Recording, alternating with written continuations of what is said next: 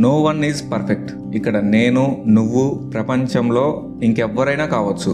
100% మంచోళ్ళు అనేవాళ్ళు ఎవ్వరూ ఉండరు.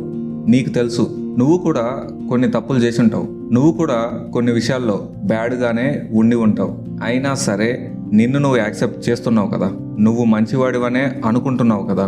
అసలు నీ లైఫ్ పీస్ఫుల్గా ఉండాలంటే ఇప్పుడు మనం ఎలా అయితే మంచోళ్ళం అని అనుకుంటున్నామో పక్క వాళ్ళం కూడా అలాగే యాక్సెప్ట్ చేయాలి. ఎవడి క్యారెక్టర్ ఎలా ఉంటే మనకెందుకు బ్రో? నీతో మంచిగా ఉన్నారా లేదా, నీకు హెల్ప్ అవుతున్నారా లేదా అని మాత్రమే చూసుకో. అందరి పర్సనల్ విషయాలు మనకు అనవసరం. నీకు ఎవరైనా రెస్పెక్ట్ ఇస్తే వాళ్ళే నీ వరకు మంచోళ్ళు. ఎవడైనా నీకు కష్టాల్లో హెల్ప్ చేస్తే వాడే నీకు మంచోడు. సొసైటీలో ఉన్నోళ్ళు ఒక్కొక్కరి గురించి ఒక్కోలా చెప్తారు. వాళ్ళందరినీ పట్టించుకుంటే నువ్వు చాలా మంది మంచోళ్ళని మిస్ అవుతావు. నిన్ను కూడా చాలా మంది నువ్వు బ్యాడ్ అని ప్రమోట్ చేస్తుంటారు. అంత మాత్రాన నువ్వు బ్యాడ్ అవుతావా? కావు కదా. అందుకే సొసైటీని ఎప్పుడు మైండ్లో పెట్టుకోకు. ప్రపంచంలో కోట్ల మంది ఉన్నా సరే నీ హార్ట్కు టచ్ అయ్యే వాళ్ళు ఒక్కరో ఇద్దరో ఉంటారు. ఎవరో మాటలు విని ఆ ఒక్కరిద్దరిని మిస్ చేసుకోకు. నువ్వు ఎప్పుడైనా ఒక్కటే గుర్తుపెట్టుకో, నీ వరకు ఎలా ఉన్నారు అని మాత్రమే చూసుకో. ఫర్ ఎగ్జాంపుల్, ఒకరు బాగా రిచ్ అయి ఉండొచ్చు,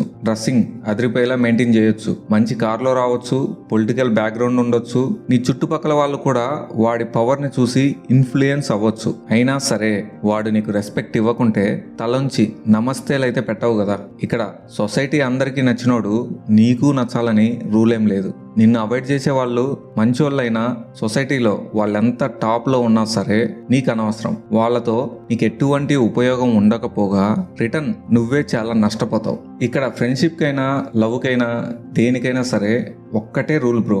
మనం ఒక పర్సన్తో ఉన్నప్పుడు మన కాన్వర్జేషన్లో ఒక పాజిటివిటీ ఉండాలి. హార్ట్ఫుల్గా మాట్లాడుకోగలగాలి. వాళ్ళతో ఉన్నంత టైం మనకు ఒక పాజిటివ్ ఎనర్జీ రావాలి. లైఫ్లో ఉన్న కష్టాలన్నీ మర్చిపోయి ఆ కొద్ది టైం నవ్వుకోగలిగితే చాలు. వాళ్ళే నీ వరకు మంచోళ్ళు. వాళ్ళే నీకు రైట్ పర్సన్. ఫ్రెండ్స్, వీడియో నచ్చినట్లయితే లైక్ చేయండి. ఇలాంటి కంటెంట్ నీకు నచ్చితే సబ్స్క్రైబ్ చేయండి. మళ్ళీ కలుస్తూనే ఉన్నాం.